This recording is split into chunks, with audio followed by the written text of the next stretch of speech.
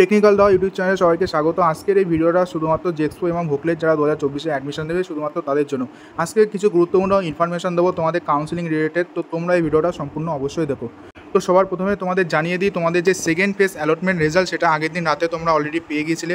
তো ওখানে maximum student যারা আছে জেক্সপো এবং ভোকলেট তাদের প্রথম কাউন্সেলিং রেজাল্টে যে কলেজটা অথবা যে ট্রেডটা পেয়েছিল সেটাই সেকেন্ড ফেজ কাউন্সেলিংয়ে চলে এসেছে। মানে ফার্স্ট কাউন্সেলিংয়ের যে রেজাল্টটা ছিল সেটাই রিপিট সেকেন্ড ফেজ কাউন্সেলিংয়ের রেজাল্টে চলে এসেছে। তো তোমাদের এখন করণীয় কী আছে, এবং যারা ফার্স্ট ফেজ রেজাল্ট এবং সেকেন্ড ফেজ অ্যালটমেন্ট রেজাল্টে কোনো কলেজ পাওনি, তো তোমরা এখন কি করবে?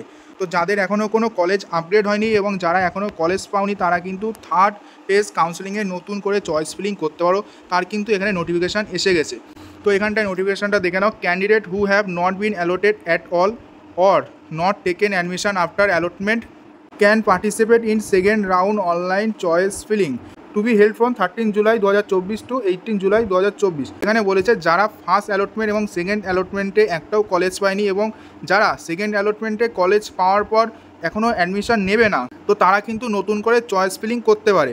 মানে যারা এখনও কলেজ পায়নি এবং যারা সেকেন্ড অ্যালটমেন্টে কলেজে অ্যাডমিশন নেবে না এবং যারা নতুন করে অ্যাপ্লিকেশান করেছিল জেক্সপো এবং ভোকলেট, এই তিনটে ক্যাটাগরির কিন্তু নতুন করে চয়েস ফিলিং করতে পারবে। তো এই ডেটটা এখানটায় মেনশন করে দিয়েছে। তো এই ডেটে কিন্তু তোমরা নতুন করে চয়েস ফিলিং করতে পারবে।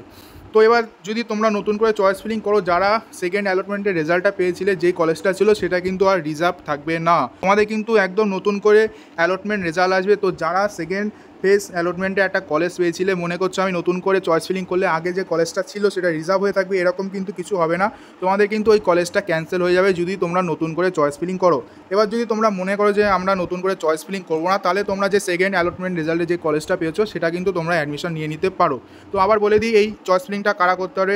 যারা এখনও পর্যন্ত ফার্স্ট অ্যালটমেন্ট এবং সেকেন্ড অ্যালটমেন্টে একটাও কলেজ পায়নি এবং সেকেন্ড অ্যালটমেন্টে কলেজ পাওয়া সত্ত্বেও সেই কলেজে অ্যাডমিশন নেয়নি, এবং যারা নতুন করে জেক্সপো এবং ভোকলেটের অ্যাপ্লিকেশন করেছিল, এই তিনটে ক্যাটাগরির স্টুডেন্টই একমাত্র নতুন করে চয়েস ফিলিং করতে পারবে। তো চয়েস ফিলিংয়ের ডেটটা দেখো নাও, 13 জুলাই থেকে 8 জুলাই অবধি তোমরা চয়েস ফিলিং করতে পারবে। আর একটা কথা অবশ্যই মাথায় রাখবে, যারা সেকেন্ড অ্যালটমেন্টে কলেজ পেয়েছিলে সেটা কিন্তু রিজার্ভ থাকবে না নতুন করে চয়েস ফিলিং করলে। তো আজকের এই ভিডিওটা অবধিই ছিল। আশা করবো তোমাদের ভিডিওটা ভালো হয়েছে। যদি ভিডিওটা ভালো লাগে একটা লাইক করবে এবং তোমরা যদি আমাদের চ্যানেল নতুন হও এরকম ভিডিও পেতে চাও চ্যানেলটাকে অবশ্যই সাবস্ক্রাইব করবে।